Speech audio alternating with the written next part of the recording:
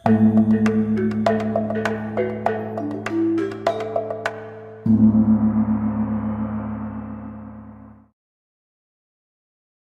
साल से पूरा तन बदन कपा देने वाली ठंड तिमिरकुंड गांव ने नहीं देखी थी।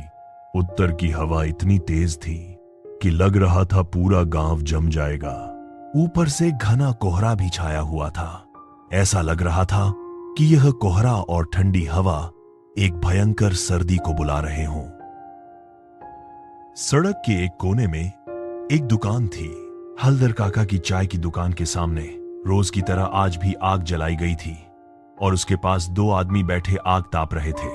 दारा बंसारी और भोंजू मन्ना वही लोग थे और हल्दर काका भी बीच बीच में आकर बातों में शामिल हो जा रहे थे।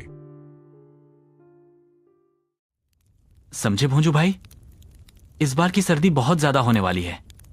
मैंने रेडियो में सुना था। क्या बात कर रहे हो?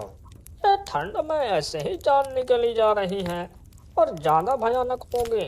भगवान ही जाने किस किस के नसीब में क्या लिखा है। याद है करीब 5 साल पहले कैसी ठंड पड़ी थी। उस बार तो ठंड की वजह से लोग घरों से बाहर ही नहीं निकल पा रहे थे। आंगन के पेड़ों से सारे पत्ते गिरकर पेड़ बिल्कुल सूखते चले जा रहे थे और पूरी रात सब लोग कपकपाते रहते थे। हाँ, इस हड्डी कंपाने वाली ठंड में घर के अंदर रहो या बाहर, दोनों एक बराबर है। टीन की छत के छेदों से और पतली दीवारों से हवा ऐसे घुसती है कि बस क्या ही बताऊं।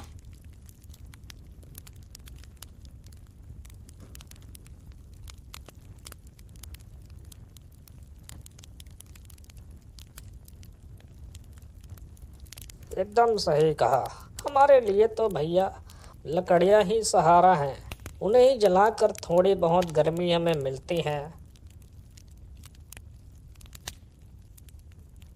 इन्हीं कड़ाके की सर्दी में कितने लोग मर भी जाते हैं। और मुझे यह बात समझ नहीं आती कि इतनी गर्मी में तो कोई नहीं मरता और ये ठंड है कि लोगों की जान ले लेता है। गर्मी तो हड्डी तक नहीं पहुंचती, लेकिन ठंड उससे भी ज्यादा भयानक है भोंजू भाई। खासकर बूढ़े लोग, वो तो बर्दाश्त ही नहीं कर पाते। इंसान कितना असहाय है प्रकृति के सामने।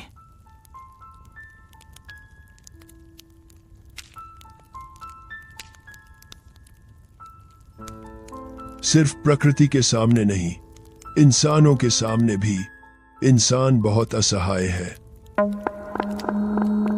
मतलब हल्दर काका, आप कहना क्या चाहते हैं? कुछ नहीं, बस तुम्हारी बातें सुनकर एक पुरानी घटना याद आ गई। कैसी घटना हल्दर काका? क्या इस ठंड से कोई संबंध है?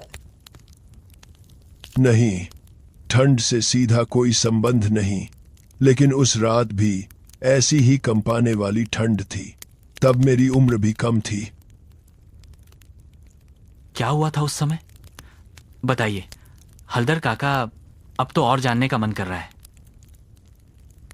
ये घटना एक दूसरे गांव की है, समझे? अरे बताइए ना हल्दर काका, अभी तो हमारा कोई काम भी नहीं है। कहानी सुनते सुनते समय भी निकल जाएगा और वैसे भी पुराने दिनों की बातें सुनना अच्छा लगता है।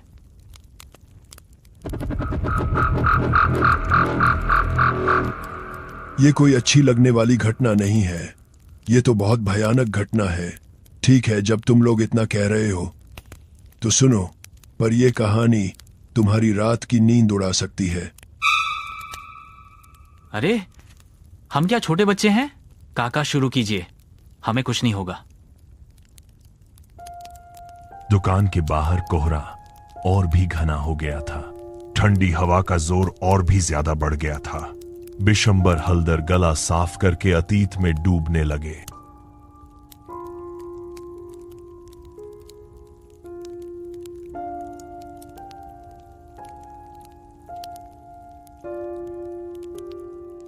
ये बहुत पुरानी बात है।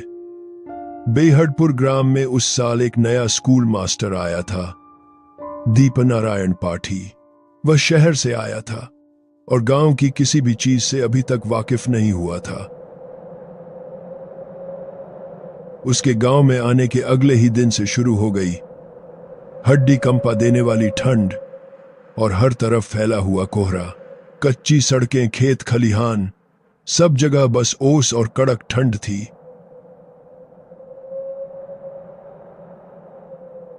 स्कूल से लौटते लौटते शाम हो गई और अब उसे इस कड़कड़ाती ठंड में सुनसान कच्चे रास्ते से होकर घर जाना था। उफ, ये ठंड, काश एक मोटा चादर खरीद लिया होता तो कितना आरामदायक होता इस ठंड में। ठीक उसी समय दीपनारायण के बिल्कुल पास पता नहीं कैसे अचानक एक आवाज उभरी, एक बुजुर्ग जतुन काका की। उन्होंने 1 साल ओढ़ रखी थी। दीपनारायण उम्र में उनसे बहुत छोटा था, फिर भी जतुन काका उसे आप कह के सम्मान देते थे।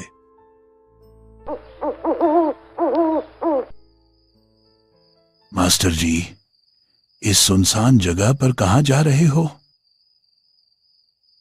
अरे जतून काका, यही मैं स्कूल से ही घर लौट रहा था, लेकिन इस कोहरे में तो रास्ता दिशा कुछ भी दिखाई नहीं दे रहा। आप कहाँ जा रहे हैं? मैं भी घर ही जा रहा हूं, लेकिन तुम्हारा इस समय अकेले निकलना ठीक नहीं है। चलो, मैं आपको छोड़ देता हूं। हाँ, सच में धन्यवाद काका, आप ना होते तो आज बड़ी मुश्किल में पड़ जाता। जतुन काका के साथ दीपनारायण कच्चे रास्ते पर चलने लगा। चलते चलते वे एक बड़े सुनसान पड़े धान के खेत के पास पहुंचे। चारों तरफ घोर अंधेरा, और जब कोहरा थोड़ा हटता, खेत की आकृति धुंधली धुंधली दिख जाती। अचानक दीप ने देखा, धान के खेत के ठीक बीच में कोई काला सा साया खड़ा है।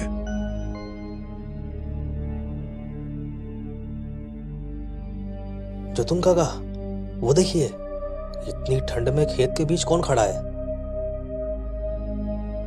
मास्टर जी, उधर मत देखिए, चलें, जल्दी चलें यहां से। लेकिन तभी उस मैदान के बीच खड़ा काला साया भारी और गहरी आवाज में बोला,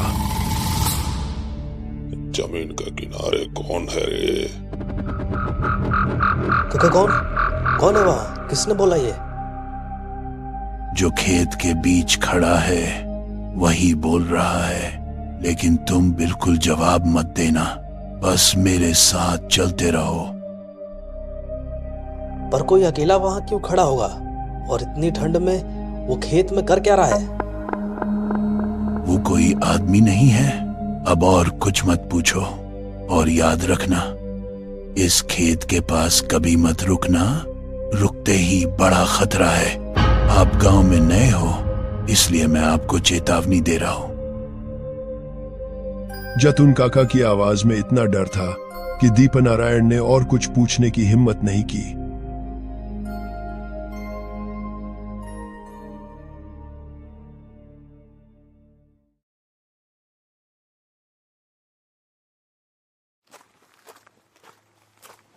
अगली रात को दीपनारायण बाजार से लौट रहा था। नए गांव में बाजार पहचानने और सामान खरीदने में देर हो गई थी।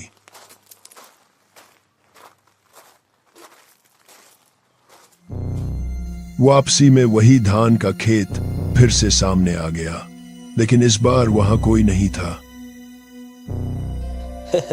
आज कोई नहीं है। जतून काका भी ना बेकार में इतना डरते हैं, इतनी छोटी बात को लेकर इतना हल्ला मचा देते हैं। लेकिन नहीं, यहाँ रुकना ठीक नहीं है। अब मुझे भी जल्दी निकलना चाहिए यहाँ से। जैसे ही वो घर की ओर मुड़ा, उसका पूरा शरीर बर्फ जैसा ठंडा हो गया, क्योंकि उसने देखा ठीक उसके सामने वही काला साया खड़ा था। जमीन के किनारे कौन है? फिर आ गया तू मेरी जमीन खराब करने।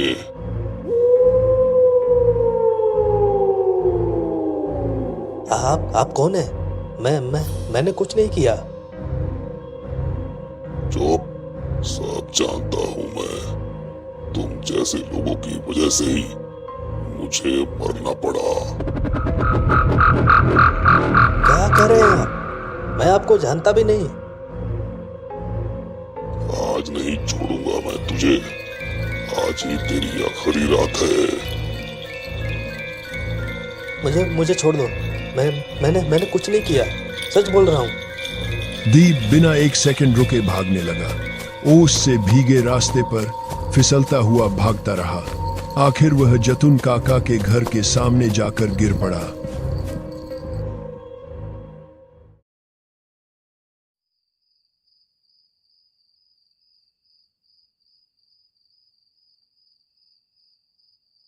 जब होश आया, दीपनारायण ने देखा जतुन काका चिंतित चेहरा लिए उसे देख रहे थे।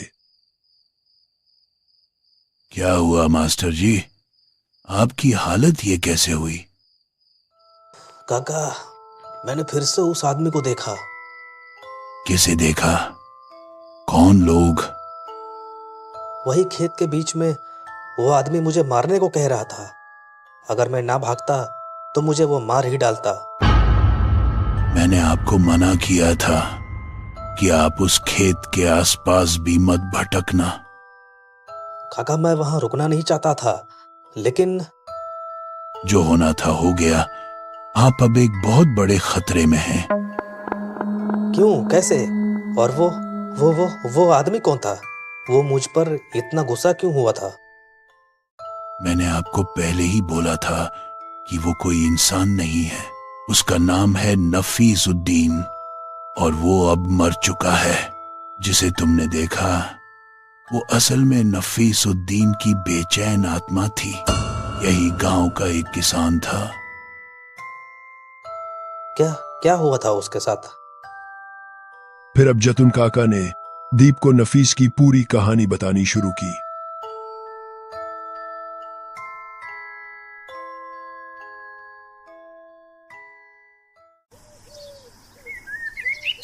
ये करीब 3 साल पहले की बात है।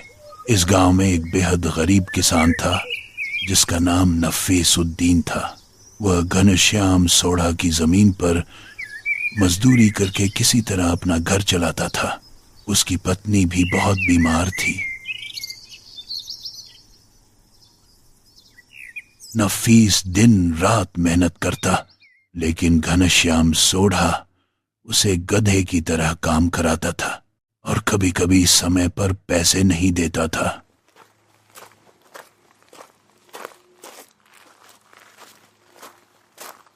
एक सुबह नफीस घनश्याम के आंगन में पहुंचा।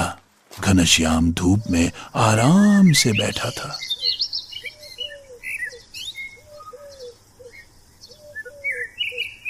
सेठ जी, मुझे थोड़े पैसे चाहिए थे। कौन से पैसे? तेरी मजदूरी तो मैं दे चुका हूं। नहीं, पिछले महीने की मजदूरी बाकी है। मेरी बीवी बहुत बीमार है, मुझे दवा लेना है। तेरी बीवी बीमार है तो मैं क्या करूं? जा और काम कर। काम करेगा तब पैसे मिलेंगे। मैं दिन रात आपकी ही जमीन पर रहता हूँ, इससे ज्यादा काम कैसे करूं? बहुत ज्यादा बोल रहा है। निकल यहां से। एक पैसा नहीं मिलेगा। ये तो जुल्म कर रहे हैं आप मेरे ऊपर। तू मेरे ही जमीन पर काम कर रहा है, मेरा ही पैसा खा रहा है और बोल रहा है मैं जुल्म कर रहा। जा, अब निकल जा यहां से। उस दिन नफीस खाली हाथ दुखी होकर घर लौट गया। अगले दिन जब वह खेत पहुंचा, उसने देखा किसी ने पूरी फसल बर्बाद कर दी थी। उसी समय घनश्याम सोढ़ा अपने आदमी के साथ वहां पहुंचा। ये क्या हाल है मेरी फसल का? नफीस, तूने किया है ना? नहीं सेठ जी, मैंने कुछ नहीं किया। मैं तो अभी आया हूँ। झूठ! कल पैसे नहीं दिए थे, इसलिए गुस्से में तूने मेरी फसल नष्ट कर दी। विश्वास करिए, मैंने कुछ नहीं किया। घनश्याम ने अपने आदमी को इशारा किया। अरे तू क्या देख रहा है? इसे ऐसा सबक सिखा कि जिंदगी भर मेरी जमीन की ओर न देख पाए। छोड़ दो, मैंने कुछ नहीं किया।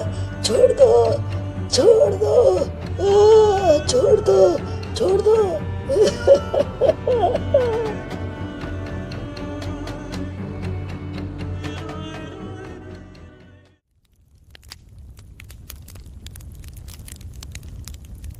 कमजोर शरीर होने की वजह से वह इतनी मार सह नहीं पाया और धान के खेत में ही उसकी सांस टूट गई। उस दिन से नफीस की बेचैन आत्मा उसी खेत में भटकती है।